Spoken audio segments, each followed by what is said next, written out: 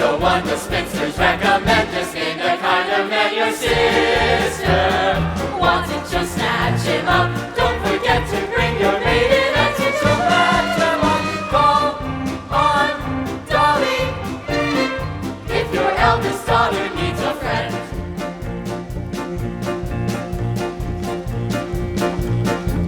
Just name the kind of man your sister wants, and she'll snatch him up. Don't forget to bring your maiden and she'll match him up. Call on Dolly Levi. That's right, Mrs. Dolly Levi, born Gallagher.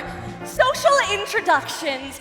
Ladies and gentlemen of the highest families, introduced under the most respectable conditions in an atmosphere of elegance and refinement. Object, matrimony. Unfortunately, I won't be able to offer my usual lightning service today, as I have a previous appointment in Yonkers, New York, arranging the second marriage of a Mr. Horace Van Gelder, the well-known half-a-millionaire. As my late husband Ephraim Levi used to say, that means he's got at least 60,000 cash. But I'll have my best to do have you care to cross someone's threshold before the week is out. Now, I might also mention I'm available for financial consultation, instruction in the guitar and mandolin, short distance hauling, and varicose veins reduced. Call on Dolly.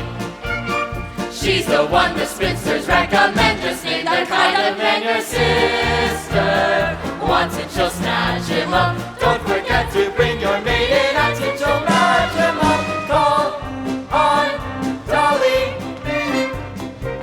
Mrs. Levi!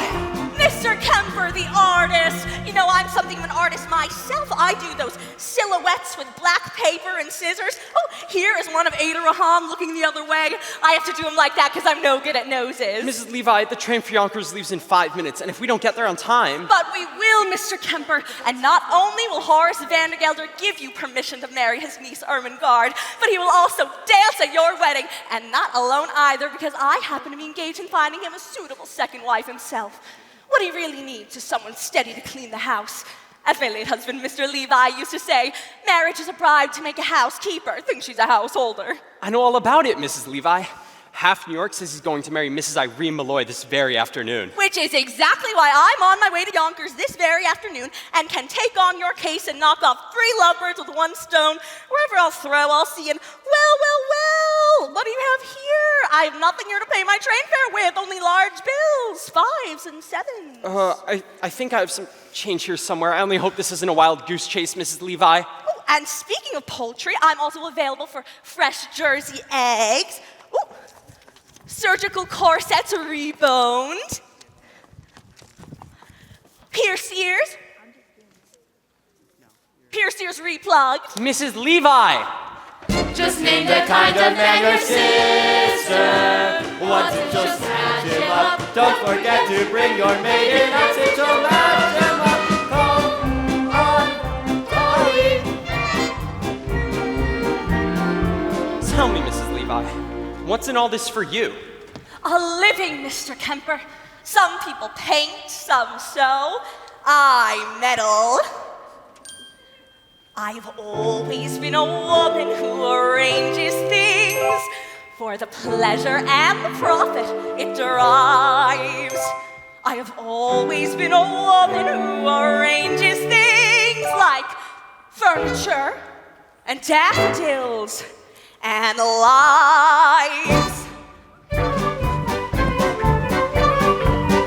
When a man with a timid tongue meets a girl with a diffident air, why should the tortured creatures beat around the bush when heaven knows Mother Nature always needs a little push? So I put my hand in here, I put my hand in there, and a girl over 6'3" loves a man who comes up to her ear. Surely it's obvious she'll never be seduced till some kind soul condescends to give her bow a little boost. So I put my hand in there, I put my hand in here.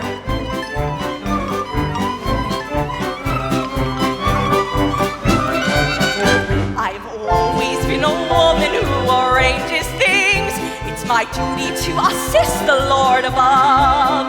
I have always been a woman who arranges things like luncheon parties, poker games, and love. My aplomb at cosmetic art turned a frump to a trump lady fair.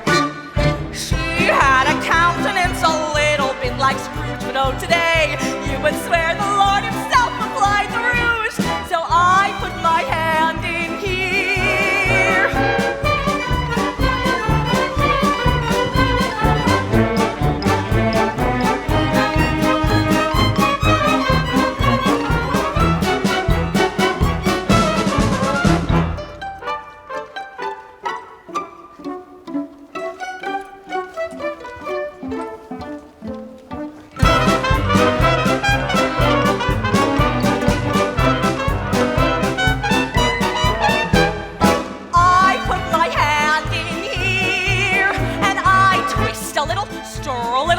A little, her a little, shape a little, mold a little. Some poor chap gets sold a little. When I use my fist a little, some young bride gets kissed a little. Pressure with the thumbs. Matrimony comes when I put my hand in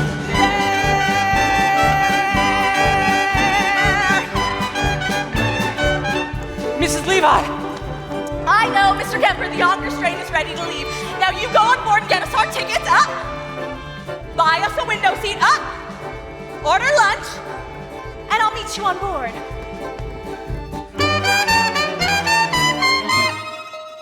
Ephraim Levi, I am going to get married again. I am going to marry Horace Vandergelder for his money and send it out circulating among the people like rainwater the way you taught me. And I want a sign from you sometime today that you approve. Oh, it won't be a marriage in the sense that we had one, but I shall certainly make him happy. And I'm tired, Ephraim. I'm tired of living hand to mouth. So I want that sign. Mrs. Levi! Sometime today. Now don't you worry, Mr. Kemper. We'll make that train. We'll get to Yonkers. You'll marry Ermengarde. Just leave everything to me. For when my little pinky wiggles, some young maiden gets the giggles. Then I make my knuckles active. Maggie says she's so attractive. Then I use my index digit and they both begin to fidget. Then I clench my palm. The preacher reads a psalm when I put my hand in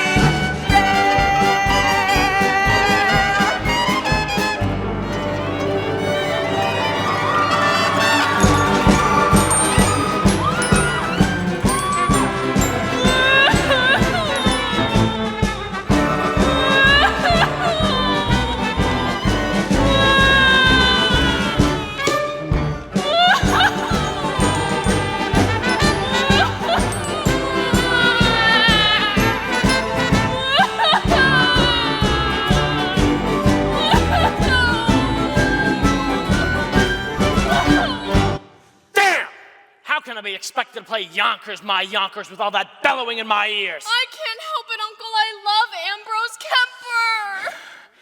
Well, I say you're too young to be in love with anybody. Here, take this. I'm not too young.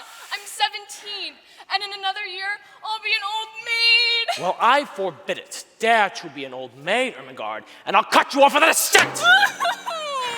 And don't cry in front of the store. I can't help it. I'm unhappy. Then by thunder, you'll go and weep in New York for a while, where it won't be noticed. Now go upstairs and start packing your trunk.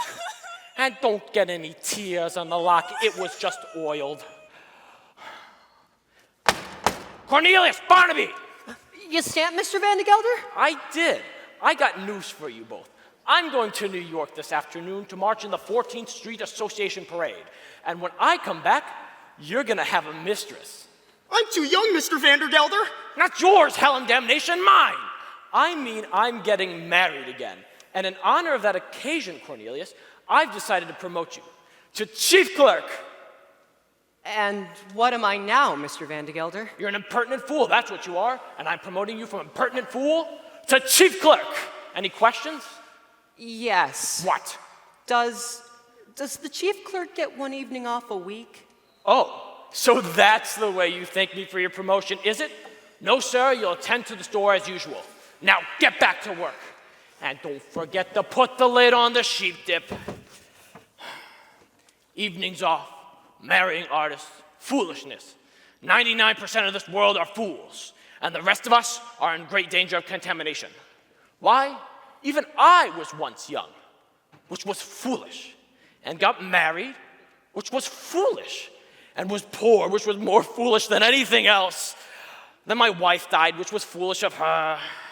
I grew older, which was sensible of me, and I became rich, friendless, and mean, which in Yonkers is about as far as you can go. Oh, I know what you're wondering now. Why a man of so much good sense should be planning anything as foolish as getting married again? Well, the answer's simple. This house without a woman would be an empty shell, and pretty dirty too.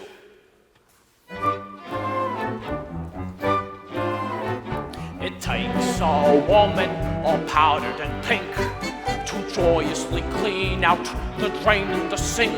And it takes an angel with long golden lashes and soft dress and fingers for dumping the ashes. Yes, it takes a woman, a dainty woman, a sweetheart, a mistress, a wife.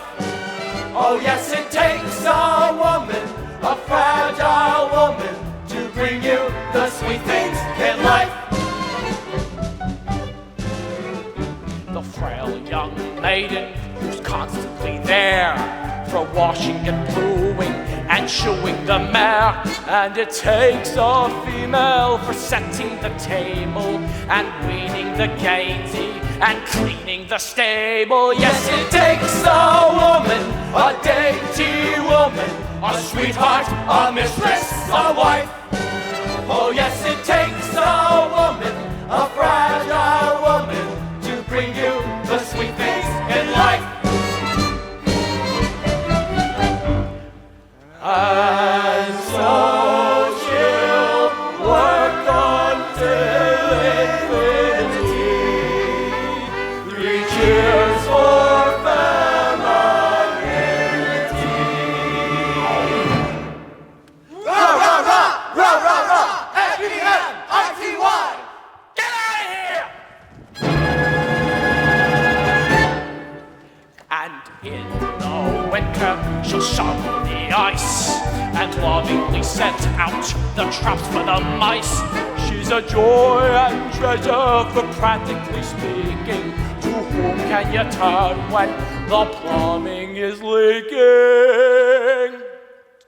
To that dainty woman, that fragile woman, that sweetheart, that mistress, that wife. Oh yes, it takes a woman, A husky woman, to bring you the sweet things in life. oh yes, it takes a woman, a dainty woman, a sweetheart, a mistress, a wife. Oh yes, it takes a woman, a fragile woman, to bring you the sweet things in life.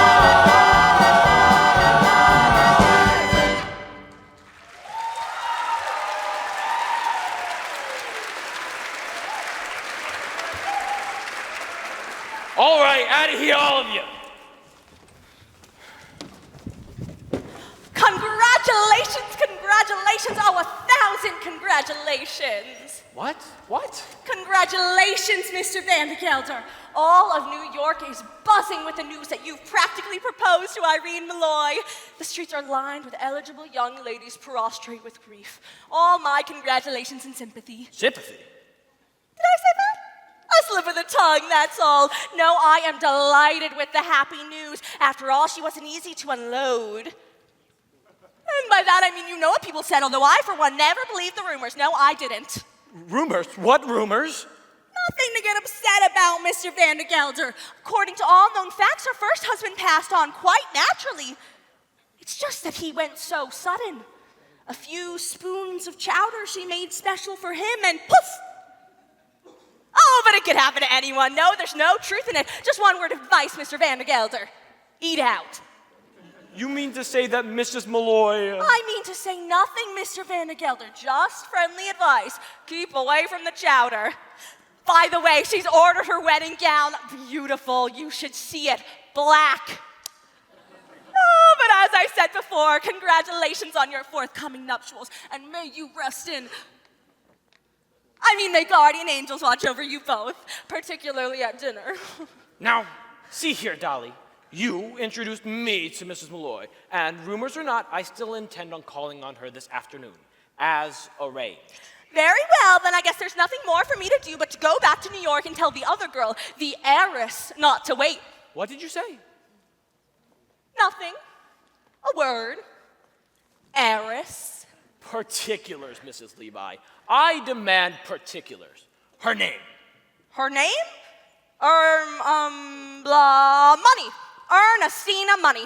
What a lovely, lovely name. Picture, if you will. Hair as shiny as newly minted dime. Eyes as big, wide as silver dollars. Skin as soft and mossy as an old greenback. I can feel her now. Age 19, weight 102, waist 47. Waist 47? That's with the money belt. Now, I could arrange for you to meet Ernestina this very afternoon. I ain't got time, Mrs. Levi. I gotta take my niece Ermengarde to New York this afternoon until she forgets a certain Ambrose Kemper. Oh, well, I could do that for you. I know just how to handle such things. Then I'm marching in the 14th Street Parade. What an amazing coincidence. Guess who's been chosen to ride on the main float? The spirit of 14th Street herself, Miss Money. Her mother was a cash, you know. All right, I'll meet Miss Money, but I still intend on paying another call on Mrs. Malloy first. Oh dear, what races you make me run. Very well, then I'll meet you in front of that bench and Mrs. Malloy's hat shop as 2:30 as usual. One more thing, Mrs. Levi. Suppose I decide against Mrs. Malloy, and I don't like Miss Money neither. Well, then I have one more name on my list. A name I know as well as my own. But let's not get into that. It'll come up all by itself in good time. Oh, but wait until you see Ernestina, Horace. A vision, a dream. It takes a woman all powdered and pink to joyously clean out the drain in the sink. And it takes an angel with long golden lashes and soft dressing fingers foredoomed in the ashes. Yes, it takes a woman. Da da da da da da da da da da da. Oh yes, it takes a woman. You know, Ephraim, I think I'll have this front room done over in blue wallpaper. Yes, in blue. Ermengarde, Ambrose, come out here. We got plans to make.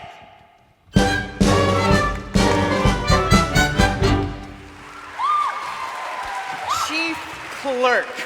Promoted from chief clerk to chief clerk. And if I'm good enough, in 10 years, I'll be promoted to chief clerk again.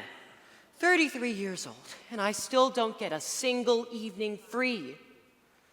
When am I finally going to begin to live? You can live on holidays, Cornelius. Do you remember what we did last Christmas, Barnaby? All those canned tomatoes went bad and exploded, and you and I had to clean up the whole mess all afternoon.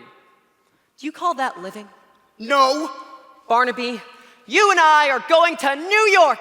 You mean close the store? Uh-huh. Cornelius, we can't. Some more rotten tomato cans are going to explode. Holy cabooses! How do you know?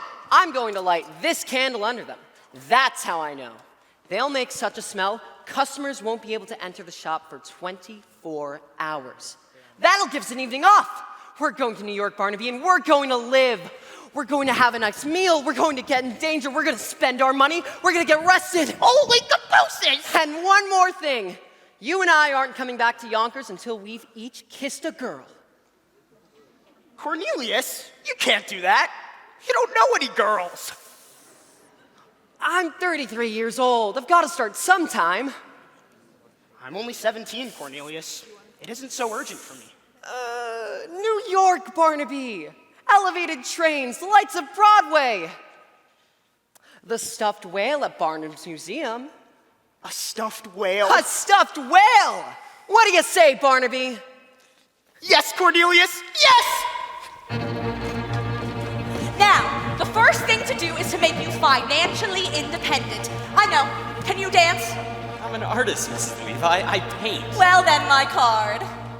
Mrs. Dolly Levi, painters taught how to dance. Now, there's a man, Rudolph Reisenweber, at the Harmonia Gardens restaurant on 14th Street. I'll give him a note and see if he can't have you both entered in the polka contest tonight. The prize is a week's engagement and a solid gold cup. Oh, the cups we won, Ephraim and me. Hold on, Mrs. Levi. No fiancé of mine is going to set foot in a cafe.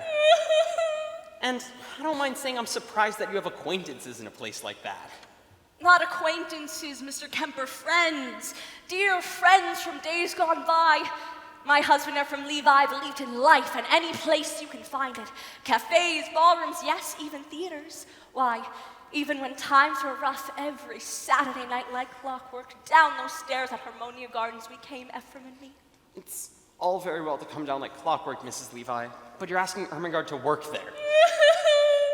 It is the only way to show Horace Vandergelder that we mean business. Now, you go to Harmonia Gardens this afternoon and tell them that Mrs. Levi sent you. And incidentally, tell them that Dolly's coming back and I want a table for two and a chicken for 8 o'clock tonight.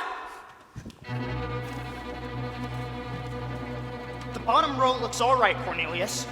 Now, hold the candle under the ones on top. Not too close, they're swelled up like they're ready to burst. Holy cabooses! Cornelius, I can smell it up here! Let's get dressed, Barnaby. We're going to New York. Out there's a world outside of Yonkers. Way out there beyond this hick town, Barnaby. There's a slick town, Barnaby. Out there, full of shine and full of sparkle. Close your eyes and see it glisten, Barnaby. Listen, Barnaby.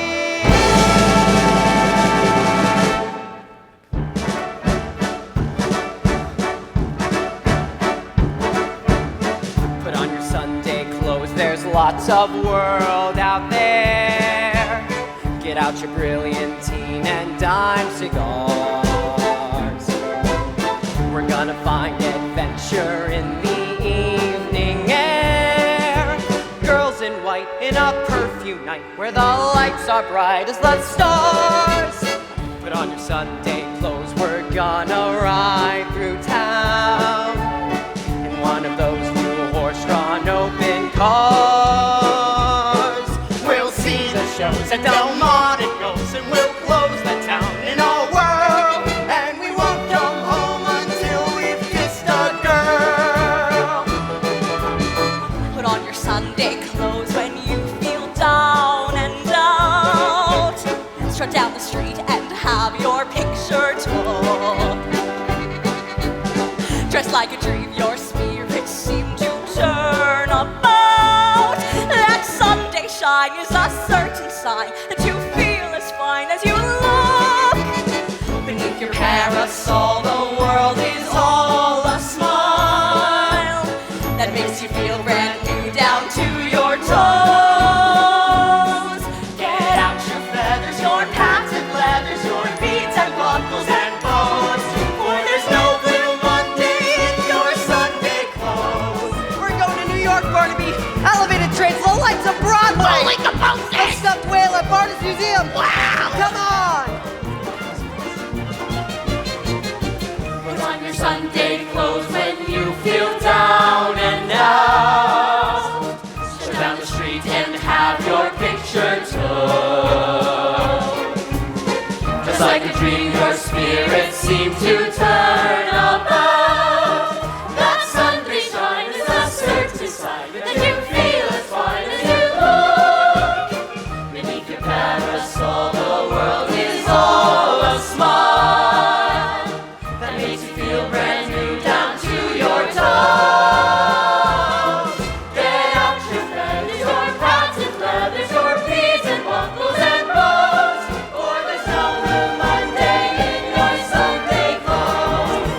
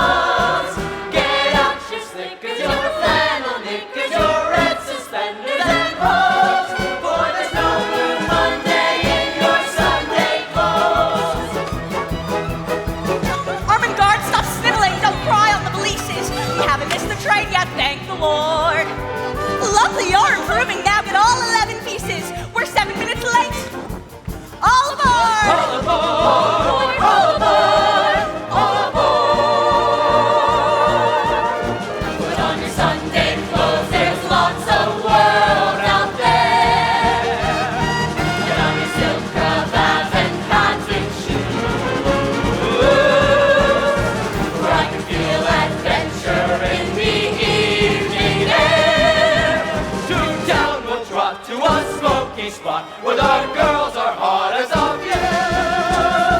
Put on your high silk hat and at the turns of come. Wear a handmade raceway button glove.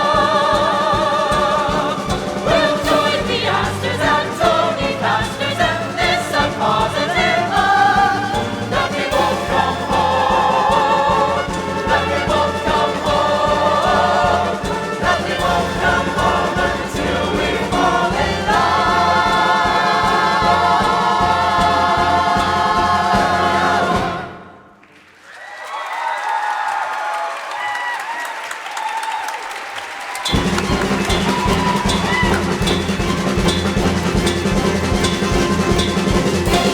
high silk hat and at the turn of come. We'll wear a handmade raceway button glove. We'll join the Astors and Tony Pastors and this a positive love. That we won't come home. That we won't come home. That we won't come home until we fall in love.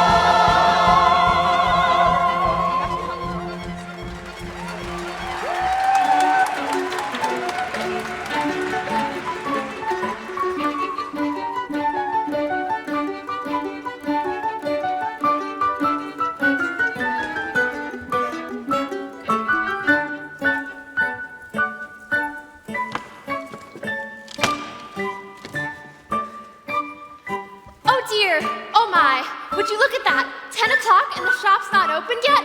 It's all because of that impending marriage, I tell you. What marriage? Oh, I thought you knew. Why, the marriage Mrs. Levi is arranging between Mr. Horace Vandergelder, the well-known Yonkers half-a-millionaire, and my employer and friend, Mrs. Irene Malloy. Although, if you ask me, he'll never take the place of her late husband, Mr. Peter Malloy. May he rest in peace wherever he is, I'm not sure. He was a caution, you know. Oh, it's all too much, what with late marriages and new husbands. And on top of everything else, Miss Mortimer returning this hat for the 3rd time. Same old story, she wants more cherries and feathers. Cherries and feathers to catch a beau, I suppose. Although, if you ask me, she'd be better with a nice heavy veil. I told her ribbons down our back is what we were wearing this summer, if we want to catch a gentleman's eye, but she'd have none of it. Cherries and feathers she wants, on today of all days, when that poor, dear, sweet Mrs. Malloy has enough on her mind, what with... With what, Minnie? With the door, it's stuck. It's stuck? Then push.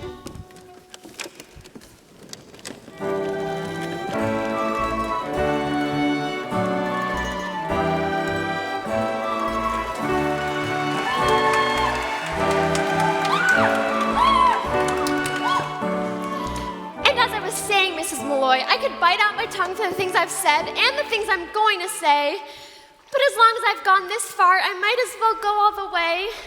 Mrs. Malloy, why? Say it, Minnie. Why have I decided to marry Horace Vandergelder? Oh, Mrs. Malloy, I didn't ask you that. I would rather die on the rack than ask you such a personal question. But as long as you did bring it up... I am marrying Horace Vandergelder for one reason and one reason alone, Minnie. To get away from the millinery business. I hate hats. Mrs. Malloy! And I can no longer stand being suspected of being a wicked woman with nothing to show for it. Oh, Mrs. Malloy! Don't protest, Minnie. All millineresses are suspected of being wicked women. That's why I can't go into restaurants or balls or theaters. That's all the proof they need. Take my word for it, Minnie. Either I marry Horace Vandergelder or I break out of this place like a fire engine. Oh no, Mom, not Miss Mortimer again? Miss Mortimer, I'll take care of it. No, Minnie. Leave it be. You can make another hat for Miss Mortimer if you'd like. I'm wearing this one myself. But Mrs. Malloy, you can't. You're a widow, and that hat, well, it's provocative, that's what. Is it, Minnie? Well, who knows who may come into my shop today, and provocative may be just what I want to be. Mrs. Malloy!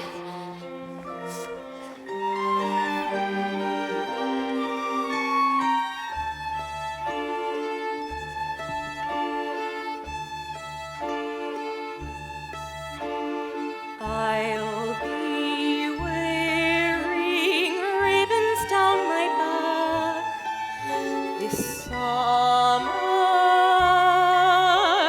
blue and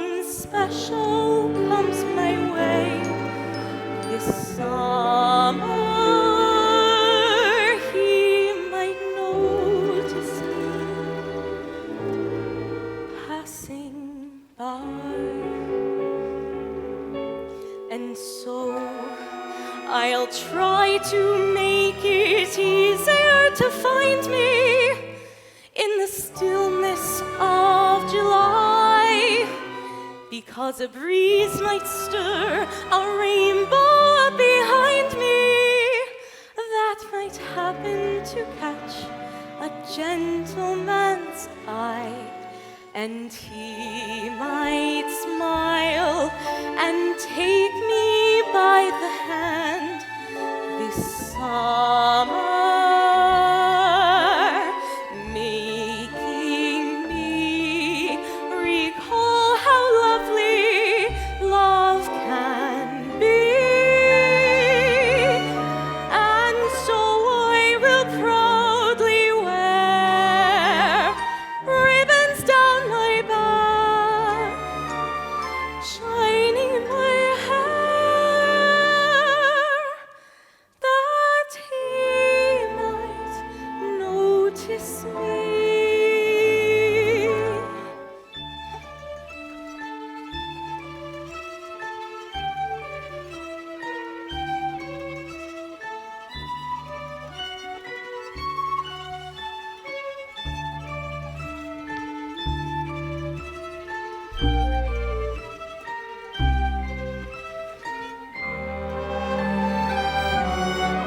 And so I will proudly wear ribbons down my back, shining in my hair, that he might notice me.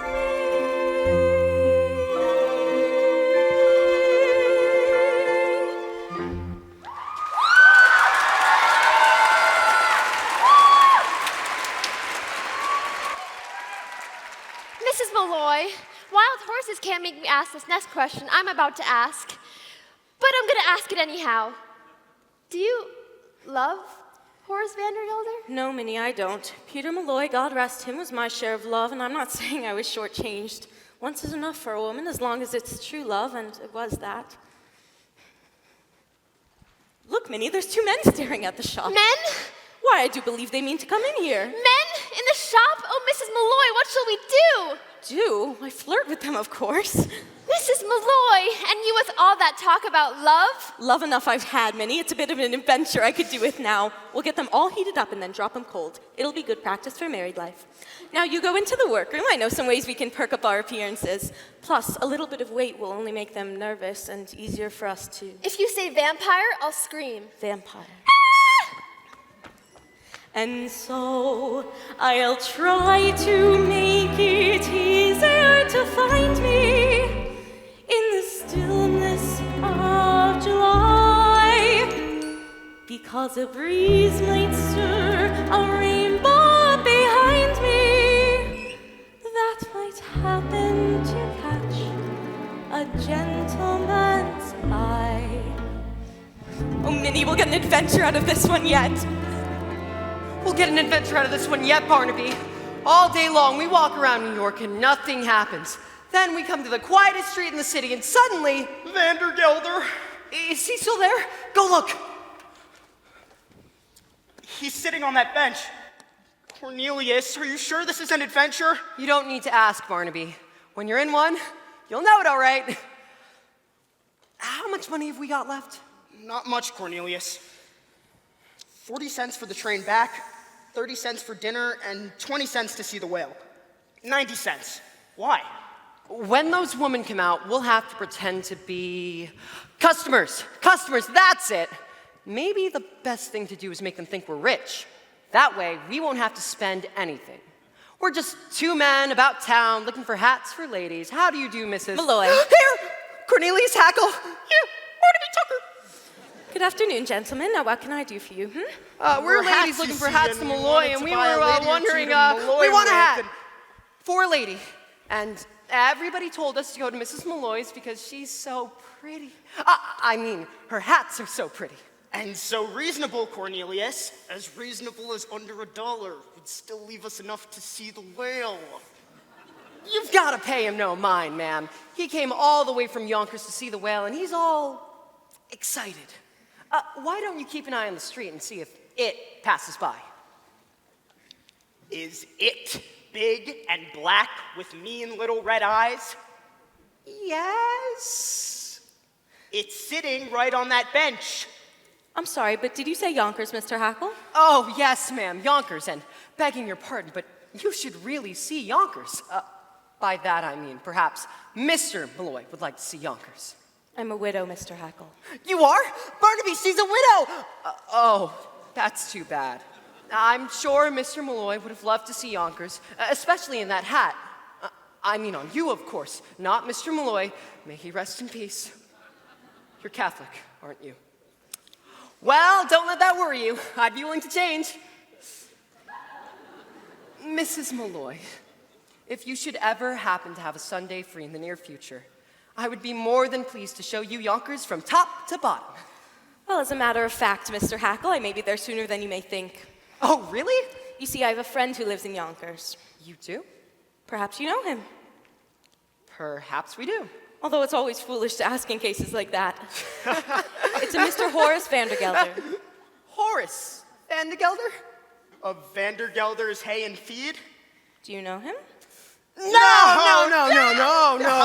God, no. Mr. Vandergelder's a substantial man and well-liked, they tell me. A lovely man, Mrs. Malloy, just lovely.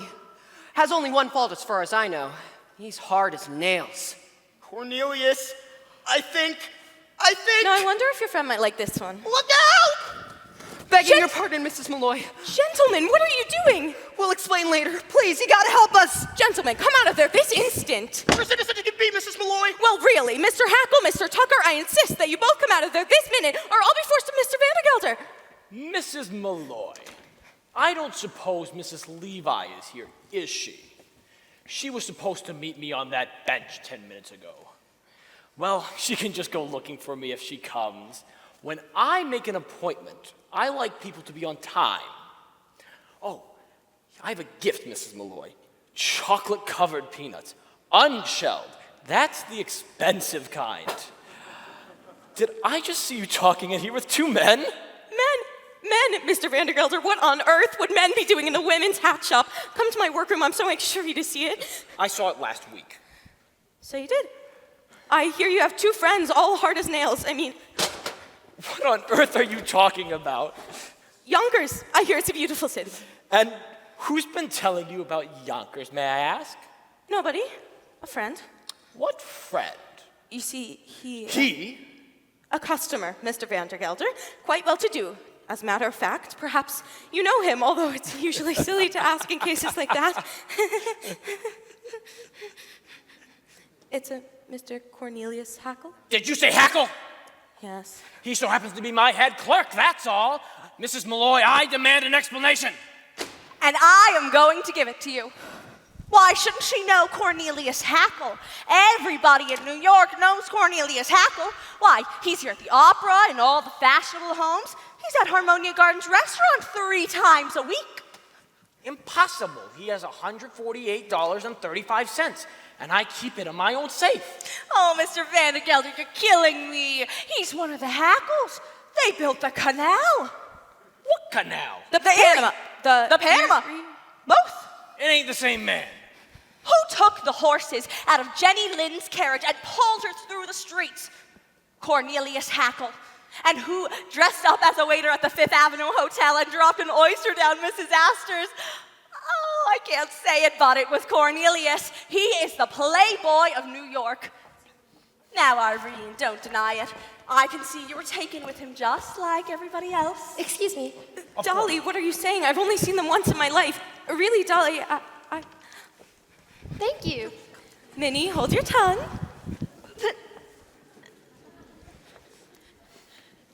There's a man in there! Now, if there's a man in that closet. No, Mr. Vandergelder, you can't! It's too dangerous! No men that hides in ladies' closets can frighten me, Mrs. Levi. Stand aside. No man, indeed. I'm sure you make short work of any man. What with those muscles? I can see him now, rippling back and forth under your coat. Ripple, ripple, ripple, back and forth under your coat. Ripple, ripple, ripple. For the last time, Mrs. Levi, will you stand aside? Stand indeed. That is exactly what the court will want to know when you're accused of entering that closet without a search warrant.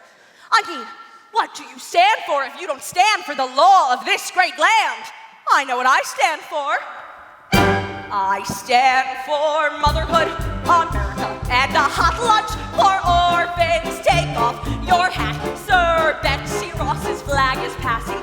Do you see him on the hill at Gettysburg? Neath that great triumphal arch. If you see him as he's tramping through the grapes of wrath, stand up and march, march, march. Has this not affected you, sir? I came here at 14 years of age as an immigrant girl from a land that oppressed my people, and I must echo here the words said by that great American patriot. Moses! I stand for motherhood, America, and a hot lunch for orphans. Take off your hat, sir. There's a tear-stained eagle passing. Do you see him on the bridge at Waterloo? Neath that great triumphal arch. If you hear him singing Dixie in the sugar cane, stand up and march, march, march. I stand for America and the hot lunch for orphans. Take off your hat, sir. Fancy my country. You see him on the hill at Gettysburg. I see yes, Dad, I chopped the cherry tree down. Oh, Stonewall Jackson's Lord, glory, hallelujah. Stand up and march, march. 7 years ago. March, march, march. To form a more perfect union. March, march. Damn the torpedoes, full speed ahead. March, March, march.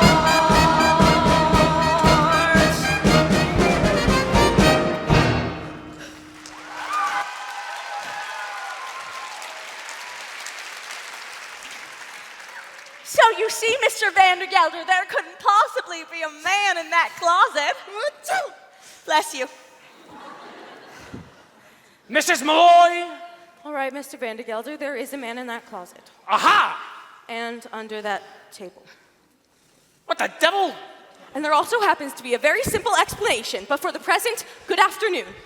Good Lord, the whole room is crawling with men. I'll never get over it. Mr. Vandergelder, I expect I'll see you later this afternoon. You certainly will, Mrs. Levi, with a certain young lady on the main float at the end of the parade. Good day, Mrs. Malloy.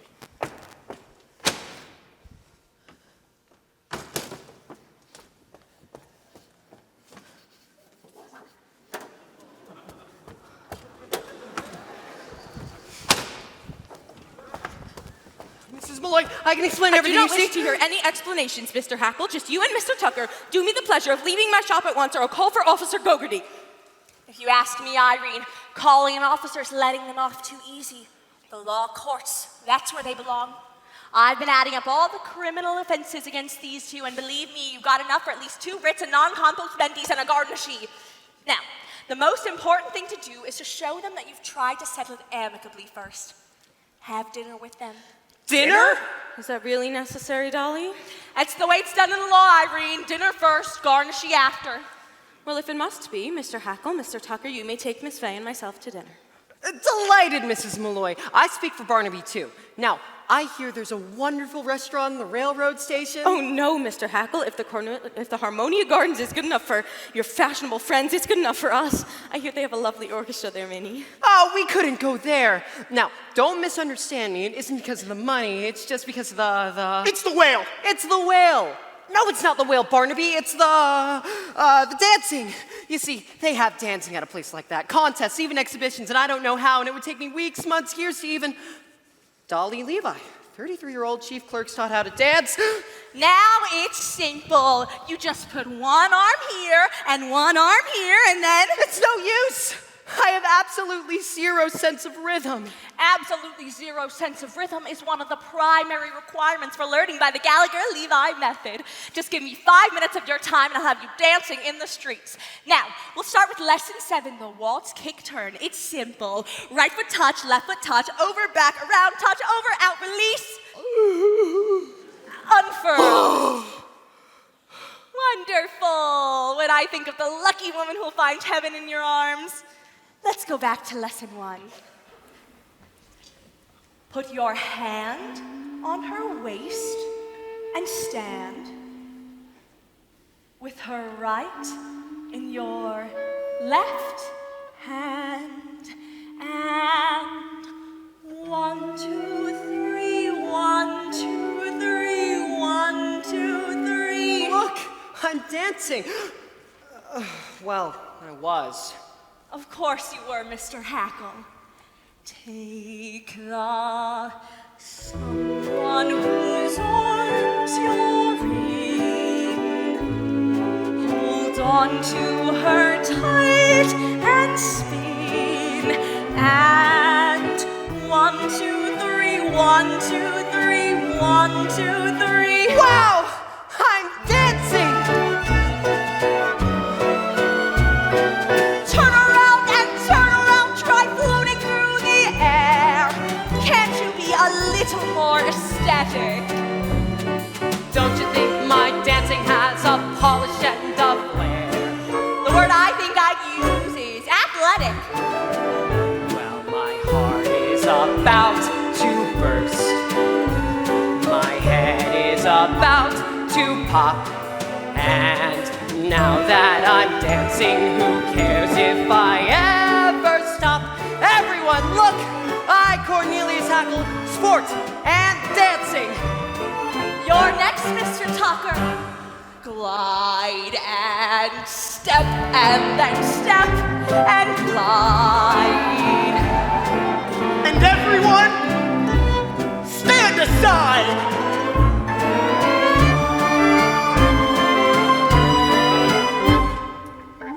Look, he's dancing. You could learn to polka if you were to wig or shawl, or the tango filled with passion seething.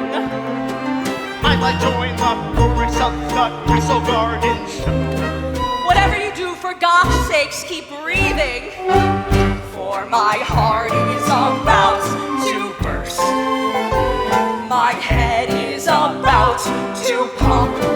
And now that we're dancing, who cares if we ever stop?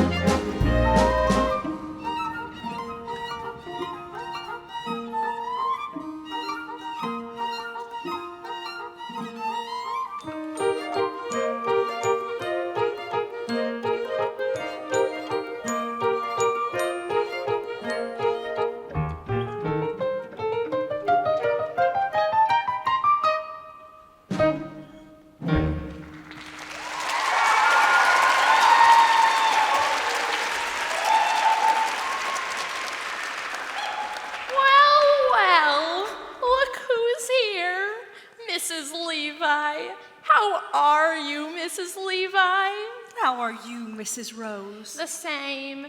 Aches in my back, pains in my side, stabs in my liver. I'm fine. My daughter Fanny got married, you know. Did she? A year ago last September. It's been a long time since you lived here, Mrs. Levi. A long, long time. Ephraim, let me go. It's been long enough, Ephraim. Every night for all these years, I've put out the cat. I've locked the door. I've made myself a little rum toddy, and before I went to bed, I said a prayer, thanking God that I was independent, that no one else's life was mixed up with mine. But then one night, an oak leaf fell out of my Bible. I placed it there when you asked me to marry you, Ephraim. A perfectly good oak leaf, but without color and without life. And suddenly I realized that I was like that oak leaf.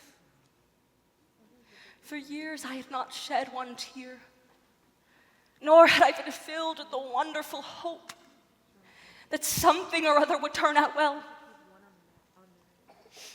And so I've decided to rejoin the human race, and Ephraim, I want you to give me away.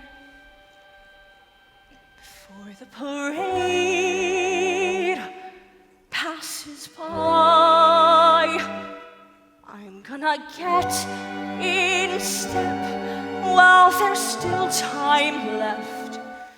Before the parade passes by.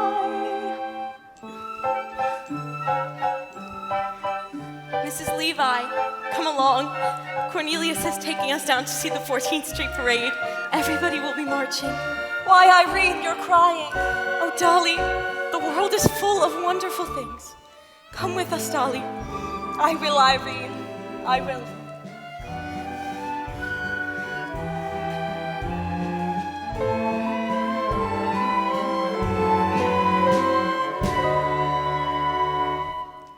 Before the parade passes by, I'm gonna go and taste Saturday's high life. Before the parade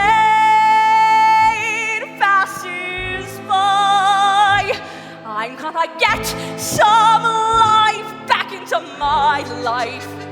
I'm ready to move out in front.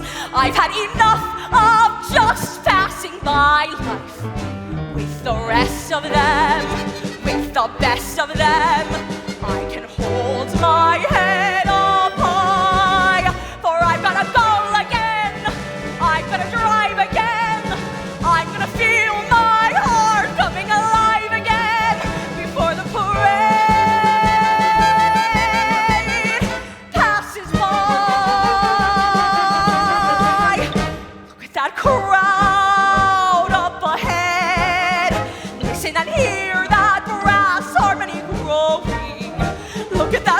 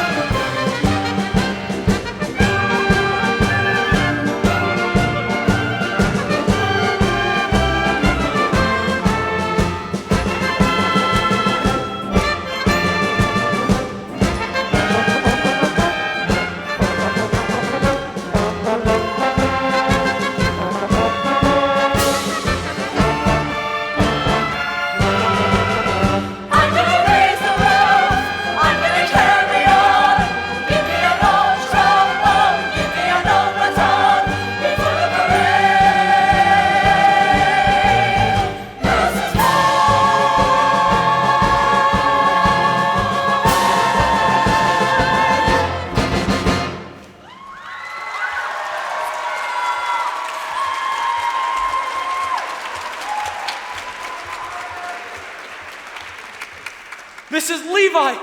She's beautiful! Everything you said and more! Stay right there, Miss Money. I'm coming. I'm on my way. Hey, you, cut that out. That's my fiance. Stop, thief, pickpocket! You put that back. I paid for that girl and I want all the pieces. Miss Money, what have they done to you?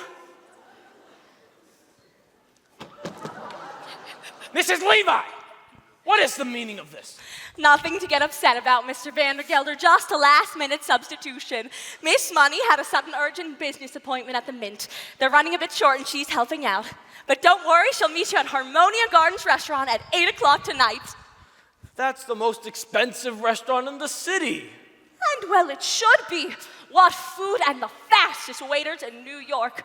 By the way, I might be running a little bit late, so Miss Money will meet you outside. Oh, but wait until you see her, Horace. All in buttercup yellow with baby pink shoes, singing an old-fashioned tune. Yes, sweet Rosie O'Grady, you couldn't miss her if you tried. All right, I'll meet her, but only because I already paid for the introduction, and I might as well get my money's worth. But understand, from here on out, you are hereby discharged as my marriage broker. Is that clear, Dolly Gallagher? You are just a woman like anybody else. What? What is happening? Where are you taking me? Ephraim, he's as good as mine. I'm gonna raise the roof, I'm gonna carry on. Give me an old trombone, give me an old baton. Before the parade, this is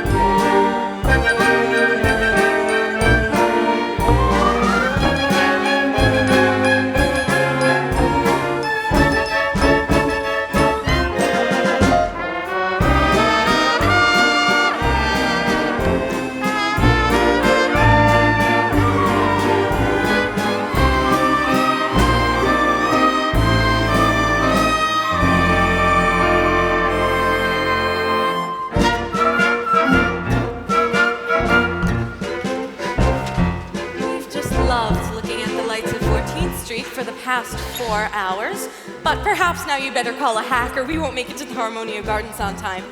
Oh look, there's one. Yoo-hoo! Oh, we couldn't.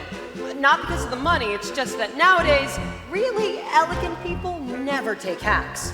Hacks is out. They all go by streetcar. JP Vanderbilt, Diamond Jim Morgan. Then by all means, a streetcar. Imagine, just think I've been elegant all my life and never even knew it. Of course, if you really want to be elegant, We do! you walk.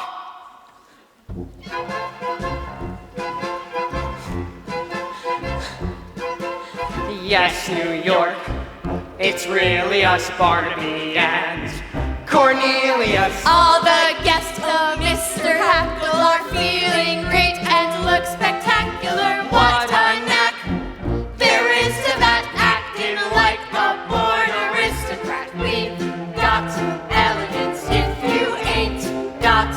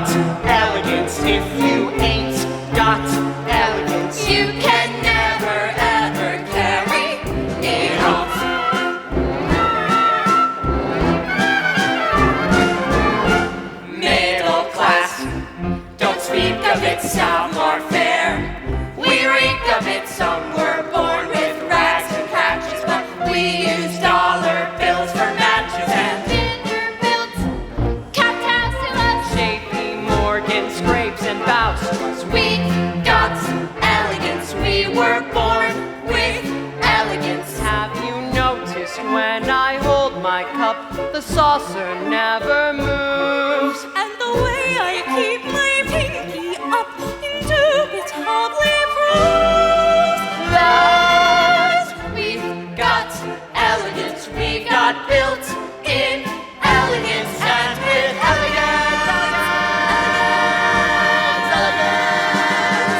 we'll carry it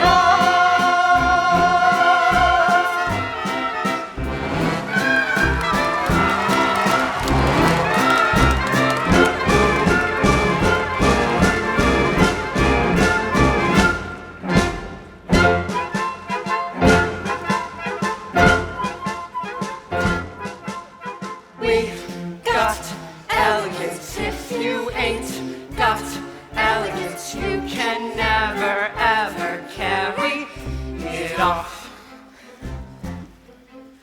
We've got elegance. We've got elegance. Oh, look, Minnie, they're counting their money again. Isn't that just like the rich? Well, gentlemen, are you going to escort us in? Of course, Mrs. Malloy. Barnaby. Mrs. Malloy. Yes, Mr. Hackle? Before we go in, may I ask? Yes, Mr. Hackle? May I Yes, Mr. Hackle. put my arm around your waist? Yes, Mr. Hackle. Although I might as well warn you, a corset is a corset.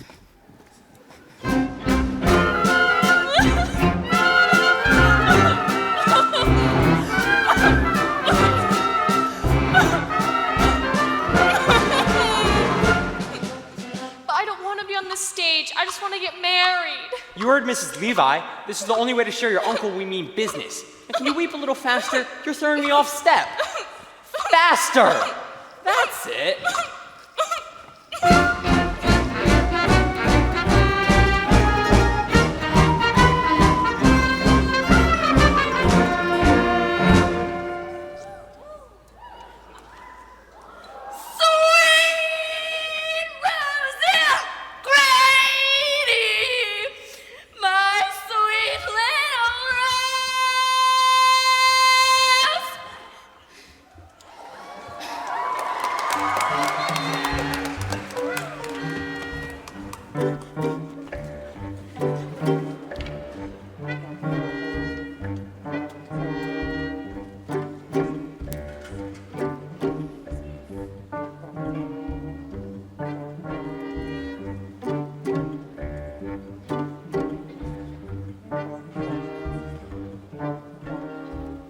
Und it is my order, as head waiter of the Harmonia Gardens restaurant, and your supreme commander, that the night of all nights, our usual lighting service will be twice as lighting as ever.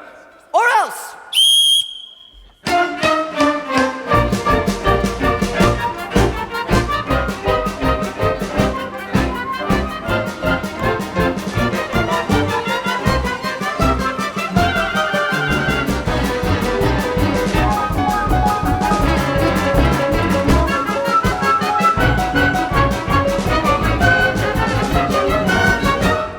I trust you are finding this table satisfactory, sir. The private dining rooms cost a bit more, but they do afford the best view of the entertainment. $1.40, Cornelius. That's all that's left. Are you sure? Check again. Prepare yourself for a big night, Minnie. We're out with two of New York's best-known sports. I did make a mistake, Cornelius. It's only $1.35. I'll count it once more. No, don't. We can't afford it. I'm going to order everything on the menu. Waiter!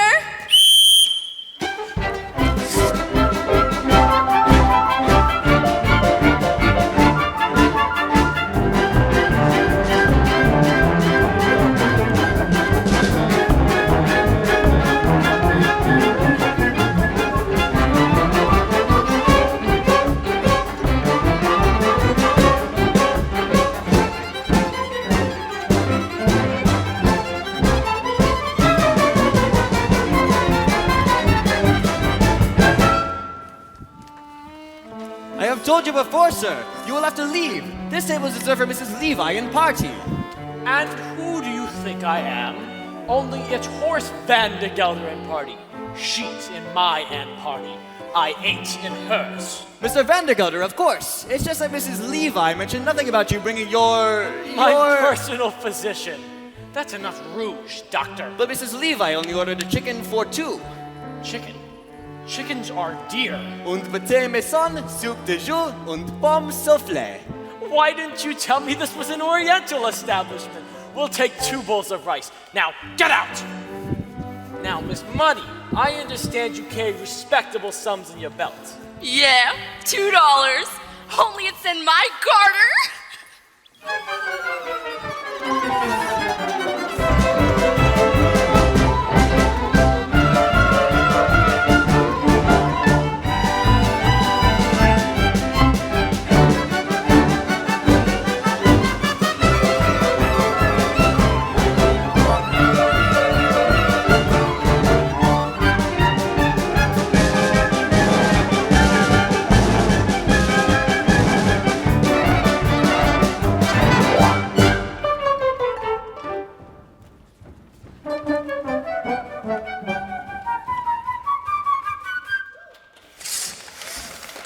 It's sweet of you to worry about our reputations, Cornelius, but Minnie and I don't care who sees us tonight.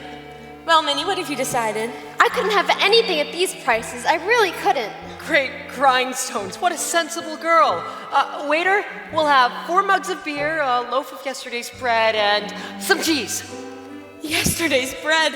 Oh, Cornelius, now I know how you keep half of New York in stitches all the time. Minnie, have you ever tried a pheasant? Pheasant!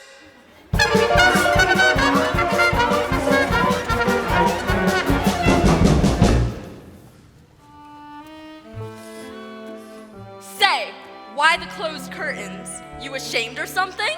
It's not that. I just felt a slight chill. Oh, why didn't you say so? Here, I'll give you this.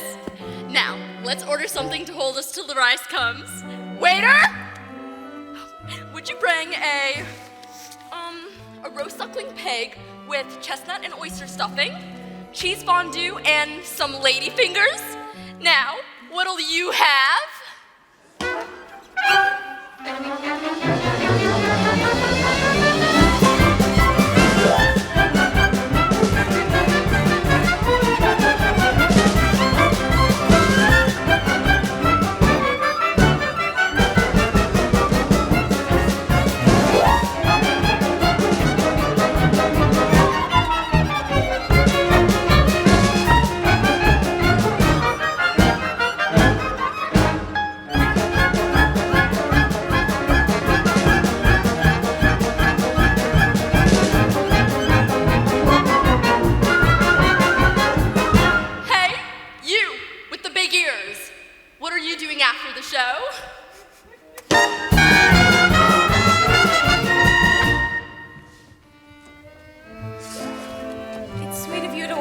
Digestion, Cornelius, but I'm sure the pheasants are fresh. We'll take 4, please, and a nice red wine. Oh, wait a minute. No wine. No wine? Champagne! Champagne! It's once in a lifetime, Barnaby. Champagne and Neapolitan ice cream and hothouse peaches and Barnaby, pass a nickel to the band leader and tell him to play To a Wild Rose. We want music while we dine.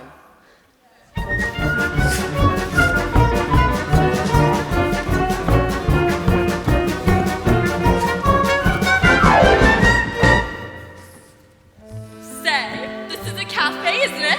Let's dance. The Van de Gelders do not dance, Miss Money. We are Presbyterian. All right, I'll dance myself. Give him $2 for the band leader, will you? And tell him to play something refined. I'm gonna do the hoochie coochie.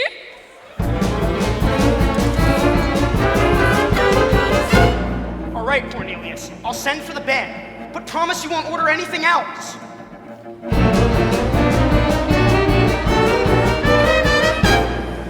Wait here, Miss Money. I'll tell him to play a nice waltz.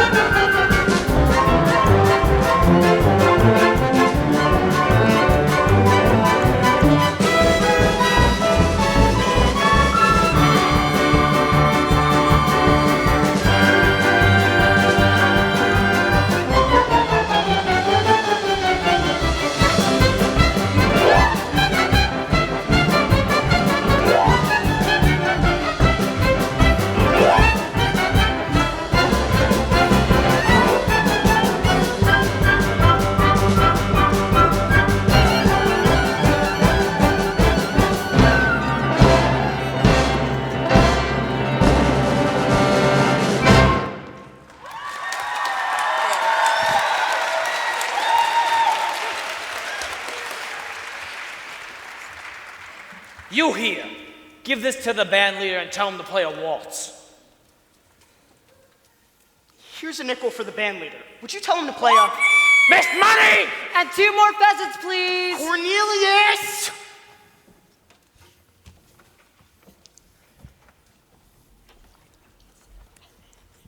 My wallet! My wallet. You here, that's my wallet. Give it here. Miss Money, get off the table, you're dancing in the stew. Excuse me, but this is my wallet. I know it's mine because there's nothing in it but $1, 3 dimes, 5 pennies, and a... Cornelius! Cornelius! Did he say 2 pheasants? 3, 4 pheasants for the house! And never mind if we don't see the whale, I'll buy my own! Sir! Sir! What is this, shouting? How many times have you told not to shout, boy? This is a Harmony Gardens restaurant, not one of those... But sir, it's her, the lady. What? Are you sure, boy? Just as you told me, 8 o'clock on the nose, up pulls a carriage, and out steps a tall lady with a red dress and the biggest handbag I ever saw. It's she, Mrs. Levi. She's back. Rudolph, is it true? I just heard someone laughing outside of the kitchen window and it sounded like... It is. It's Dolly. Fritz, tell the band. She just stepped out of her carriage. It is true. It's true. Yeah, she just has a little white and gold carriage pulled by 6 black horses with scarlet plumes. Ah, Rudolph, it'll be just like old times again. Sir! Sir! Rudy! She's here!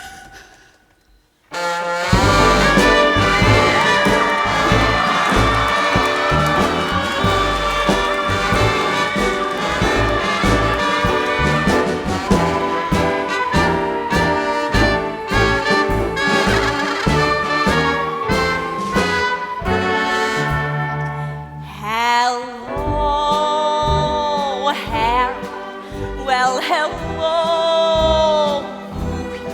it's so nice to be back home where I belong. You're looking swell, Danny, I can tell. Man, you're still glowing, you're still growing, you're still going strong. I feel the room swaying, for the band's playing one of my old favorite songs from way back when. So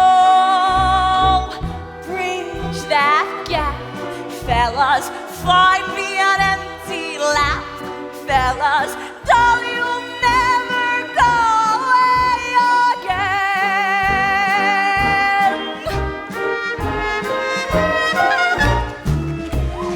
Hello, Dolly, well, hello, Dolly, it's so nice to have you back where you belong.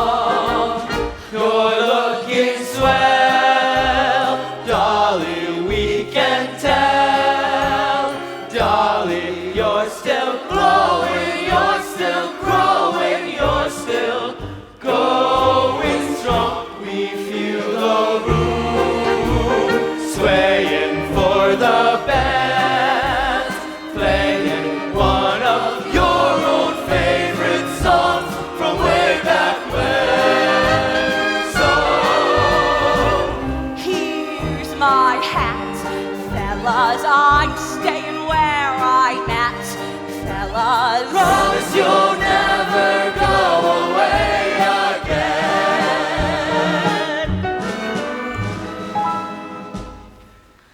I went away from the lights of 14th Street and into my personal haze.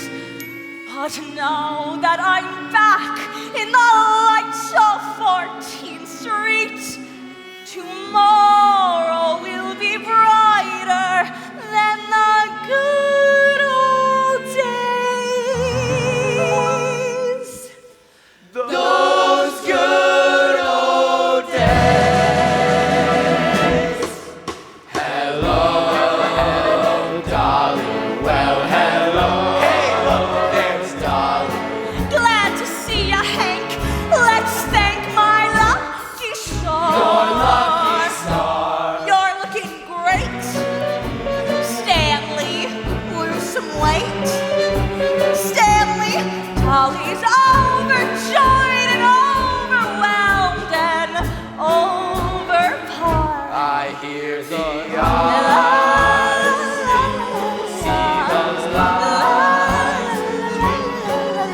you still get glances from us handsome men. So Dolly G, fellas, find me a vacant me, fellas. oh, you'll never go away again.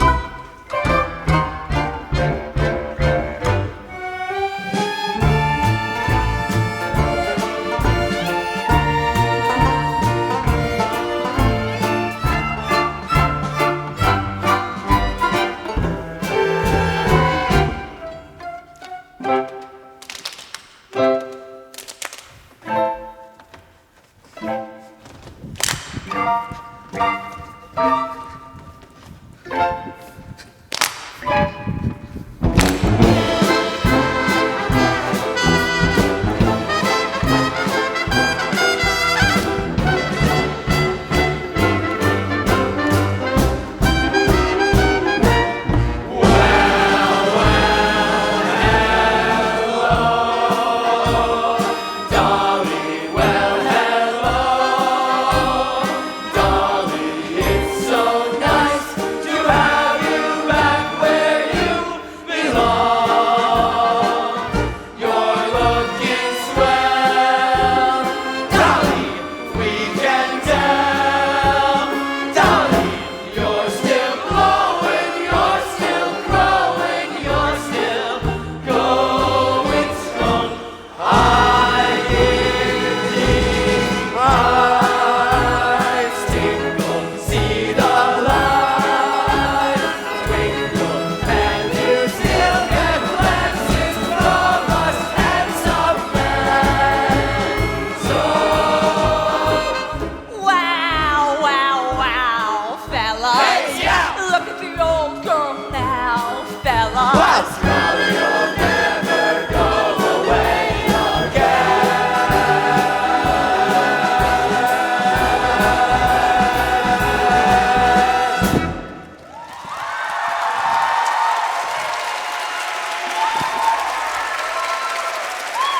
I hear the eyes twinkle, see the lights twinkle, and you still get glances from us handsome men. So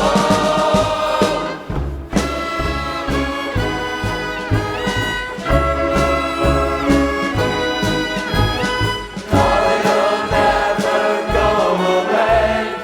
Dolly, you'll never go away.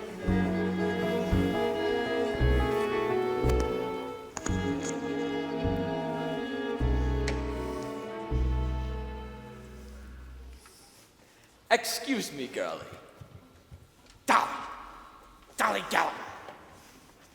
What are you doing in that gown? And you're half an hour late. And I demand an explanation of... Ernestina. Exactly. Ernestina, whom I trusted. She wanted to do the hoochie coochie. Well, she always was artistic. Horace, I'm gonna have our table moved down to the front. There's someone in the dance competition I particularly want you to see.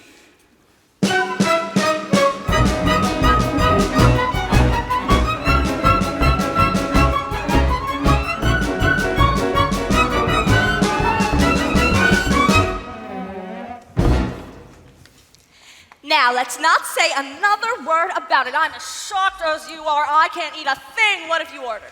What you wanted, a chicken. Now, about this hoochie coochie girl. Did you say a chicken? I don't think I could handle a chicken. Not a chicken. Not today. Not after what's happened. Good, then cancel the chicken. And bring a turkey. What are you doing now? Nothing. Just looking the place over. Getting acquainted with the surroundings. That's the trouble with you, Dolly. Always wanting to know everything. Always putting your nose into other people's affairs. Anybody who married you would get as nervous as a cat. What? What's that you're saying? I said anybody who married you would get as Horace nervous... Vandergelder, get that idea right out of your head this minute.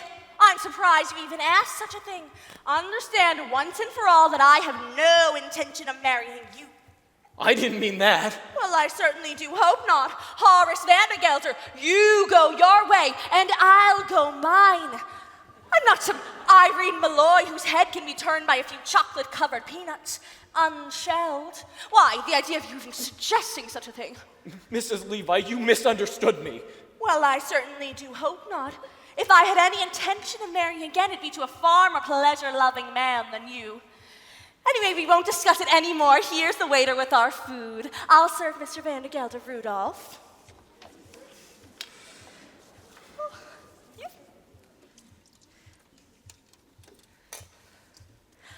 Here's some white meat for you, and some giblets, very tender, very good from you, and some dumplings, lighter than air they are. No, as I said before, you go your way and I'll go mine. Start right in on the wine, you'll feel better at once. But since you brought the matter up, there's one more thing I ought to say. I didn't bring the matter up at all. One more thing I ought to say before we forget about it all. It's true. I'm a woman who likes to know everything, who likes to manage things. But I wouldn't want to manage anything as out of control as your household. You'll have to do that yourself, God helping you. It's not out of control. Very well, then we won't say another word about it. Have some beets, Horace, they're good. I don't like beets. That's nice. No, Horace, a complaining, quarrelsome, friendless soul like you is no sort of a companion for me. You salt your beets, and I'll salt mine. Would you stop saying that? I won't say another word. Good. Except this. At your age, Horace, you should really enjoy hearing the honest truth. My age? My age? You're always talking about my age. Well, I don't know what your age is, but I know that up in Yonkers with bad food and a bad temper, you'll double it in 6 months. Here, have some beets, Horace. They're good. I don't like beets. I hate beets. That's good. No, Horace, the pity of it is you could be a perfectly charming, witty, amiable man if you wanted to be. I don't want to be charming. Oh, but you are. Look at you now. You can't help it. Now sit down. Let's change the subject. But because you brought the matter up, there is one more thing I should say. If it's that, you're wasting your time, Dolly. I won't ask you to marry me. Well, I suppose that means you want me to ask you. Well, I'm sorry, Horace. I'm turning you down. How can you turn me down when I haven't asked you anything? It's no use, Horace. I've made up your mind. Here, let me clip your wings. I've got a headache. I'm going back to my hotel. You can't go now. The competition's about to begin. All right. Here's the money for dinner. Here's $20. Wait a minute. There's nothing in here but $1, 3 dimes, 5 pennies, and a bun. This ain't my purse. I've lost my purse. Barnaby, that purse you found... Impossible! I can't imagine you without your purse! It's Vandergelder's! Cornelius, we better get out of here! What am I gonna do? I've never been here before. They don't know me. Stop eating that turkey. I can't pay for it. Horace, it's the latest thing, a polka. And there's one dancer I particularly want you to see.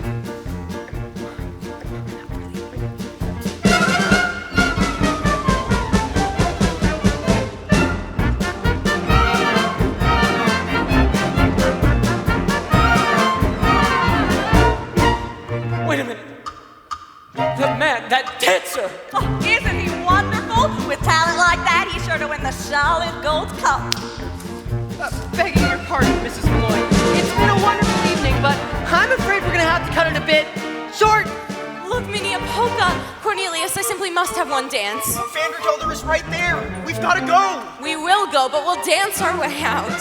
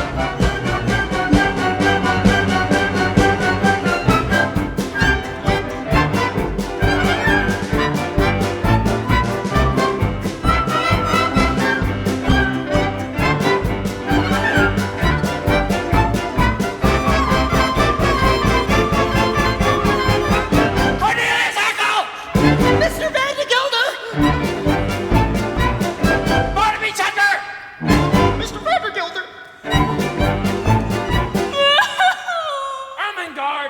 Dolly Levi, this is your doing! What are you up to? Mr. Van de Gelder, I can explain everything! I don't want to hear your explanations. You're fired!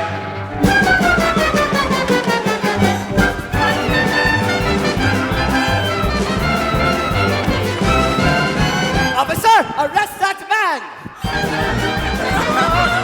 It's over! The last match is over! It's ruined! The last match is ruined! Just going to trophy! And the trophy's gone! Quiet! Quiet. That's better. Now, you're all charged with disturbing the peace, inciting to riot, assault and battery, and several other serious violations of the law of this city. Is there anyone here to speak on your behalf? I say, is there anyone here to speak on your behalf?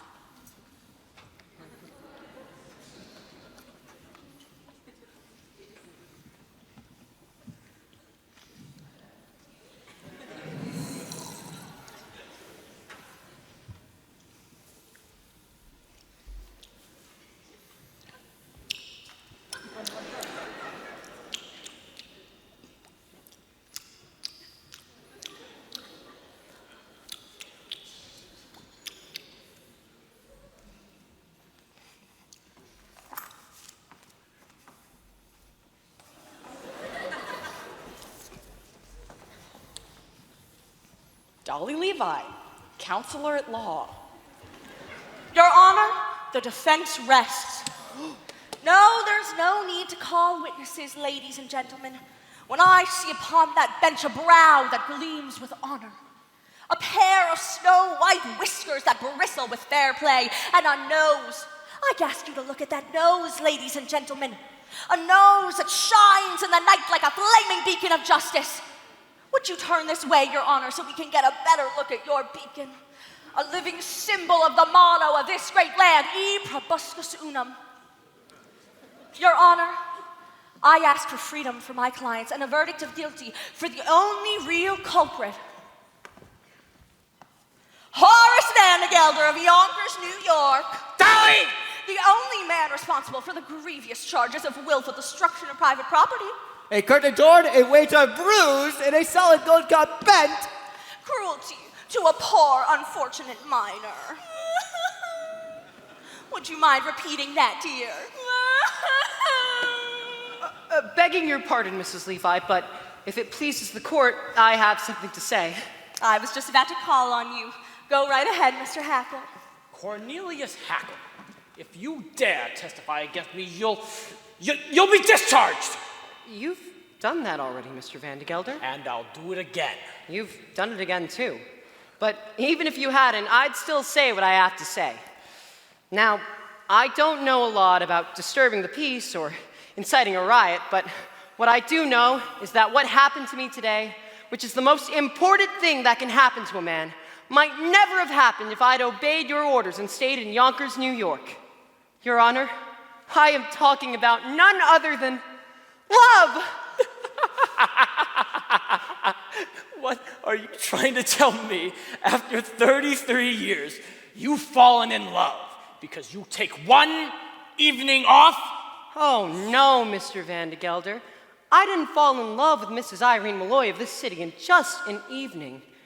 An hour, a minute, even that's too long. What's less than a minute? A second? Less than that. A moment. That's it. I'll go slowly so you can get it all down. It only takes a moment for your eyes to meet, and then your heart knows in a moment you will never be alone again. I held her for an instant, but my arms felt sure and strong. It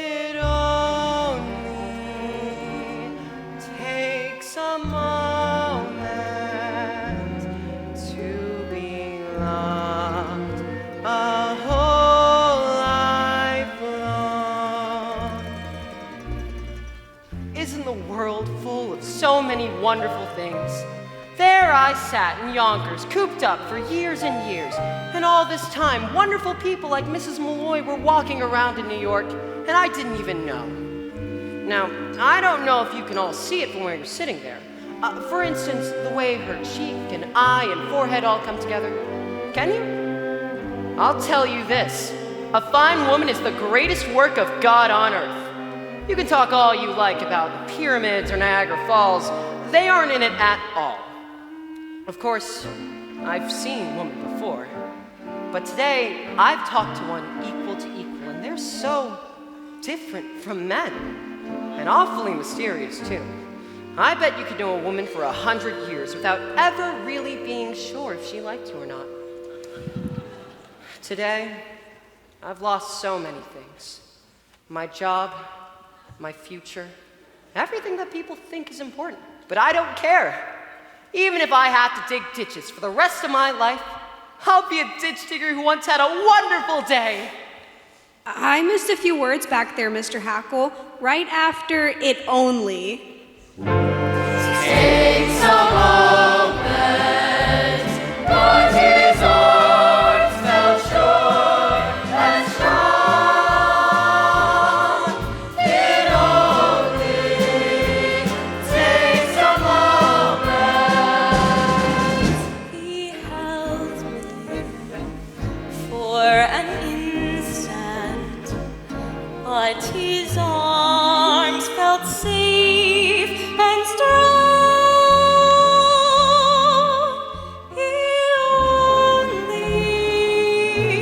took a moment to be loved a whole life long. And that is all that love's about. And we'll recall when time runs out that it only took a moment to be loved a whole life long.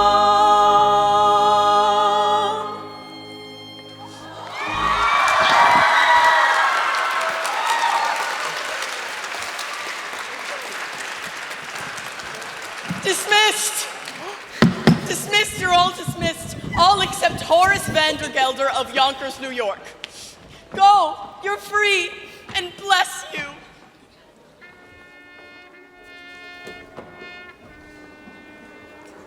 You may see the prisoner now, Mrs. Levi. Well, Horace, this is your life. Without niece, without clerks, without bride, and without your purse. I guess there's nothing more for me to say to you, but If it's to ask me to marry you, Dolly, never, not in a million years, under no circumstances will I ever marry you. oh, that wasn't it at all, Horace. All I wanted to say to you was goodbye. What? Goodbye. Now hold on, Dolly. It's too late, Horace. I failed, and when a woman fails, there's nothing more for her to say but. Wait. But. Hey. Goodbye. Goodbye.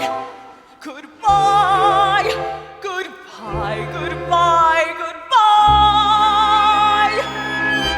Don't try to stop me, Horace. Please.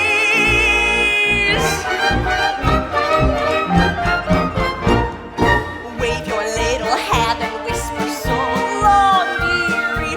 You ain't gonna see me anymore.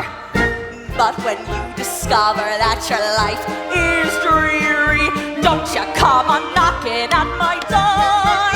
For I'll be all dolled up and singing that song that said, you dog, I told you so. So wave your little hand and whisper so long, dearie, dearie. Should have said so long ago.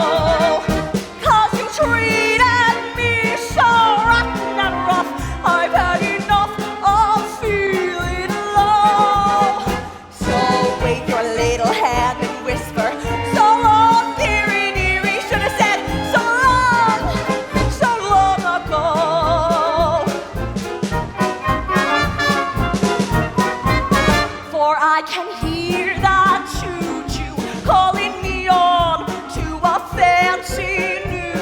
dress. Yes, I can hear that choo-choo calling me on board that Happiness Express. I'm gonna learn to dance and drink and smoke a cigarette. I'm gone as far away from youngers as a girl can get. So, and on those cold winter nights, Horace, you can snuggle up to that old cash register. It's a little lumpy, but it rings. Don't come on knocking, I'll be all dolled up and singing that song that said you dog, I told you so. So, Horace, you will find your life a sad old story when you see your Dolly shuffle off to glory. Oh, I should have said so long ago.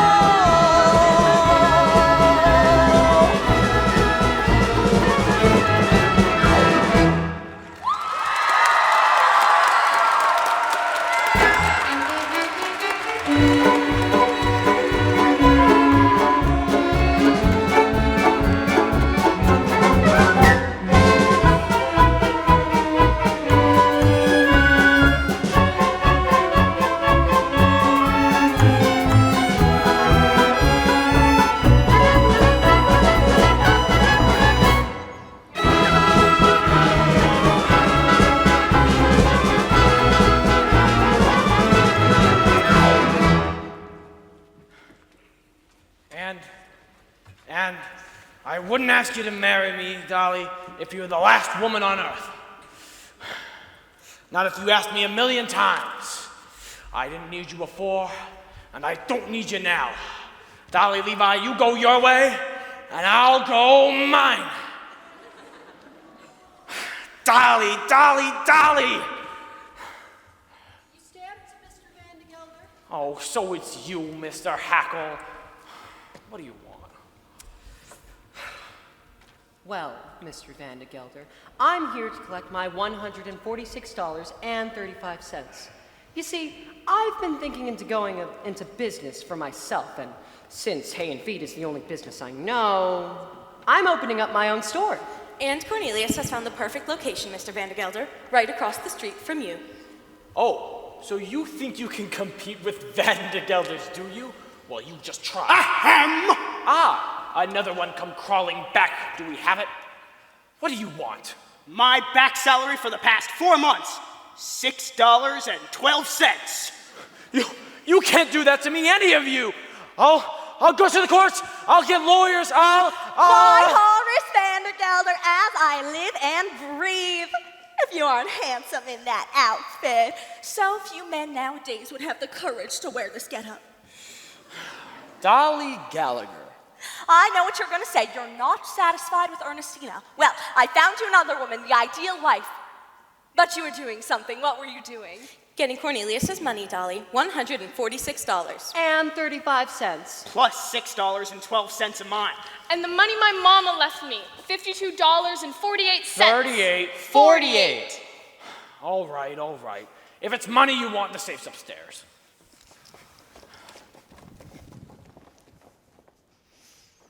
Money, money, money, money, money.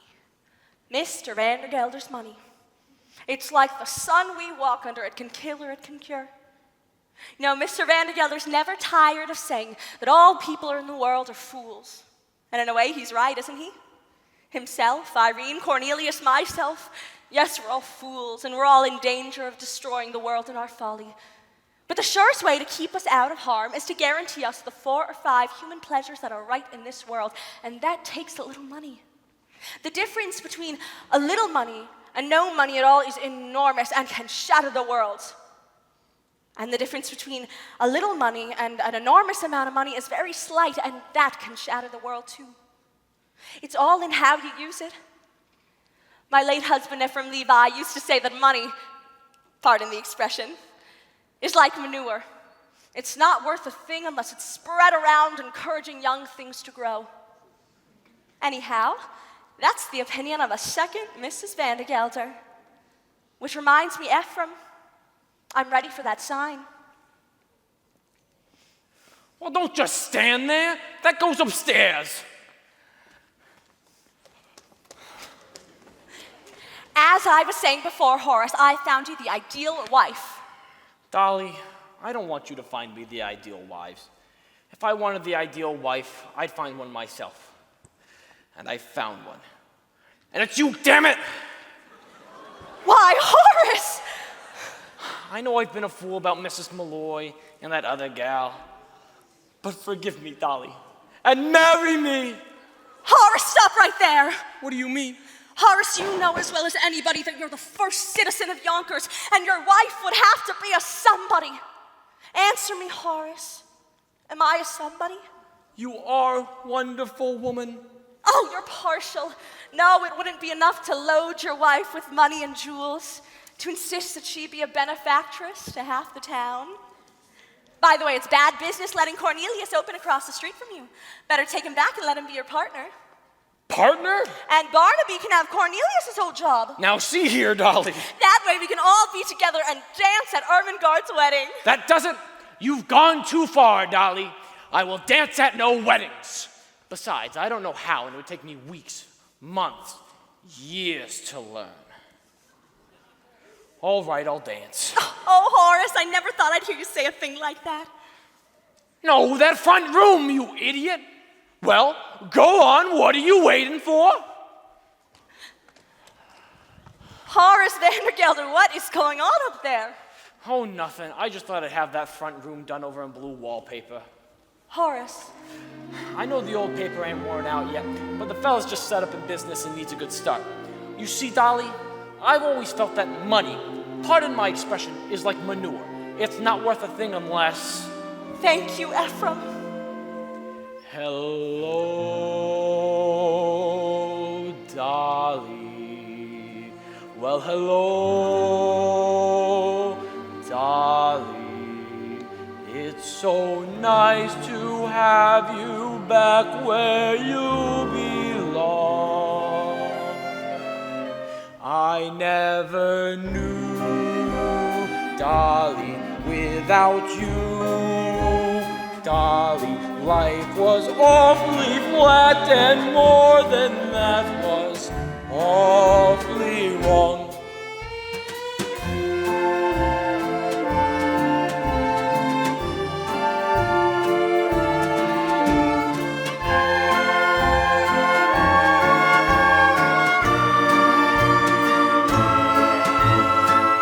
Here's my hat, Horace. I'm staying where I'm at, Horace. Dolly, you'll never go away. Wonderful woman.